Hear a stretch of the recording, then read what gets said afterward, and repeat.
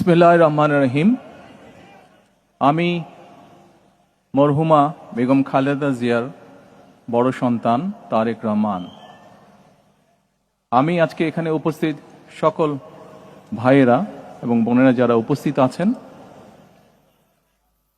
মরহুমা বেগম খালেদা জিয়া জীবিত থাকাকালীন অবস্থায় যদি আপনাদের কারো কাছ থেকে কোনো ঋণ নিয়ে থাকেন, দয়া করে আমার সাথে যোগাযোগ করবেন, আমি সেটি পরিশোধের ব্যবস্থা করব ইনশাআল্লাহ।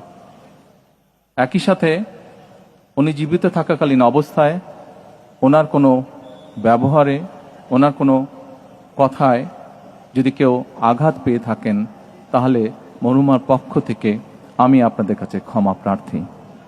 দোয়া করবেন আল্লাহ তাআলা যাতে ওনাকে বেহেশত দান করেন। আসসালামু আলাইকুম।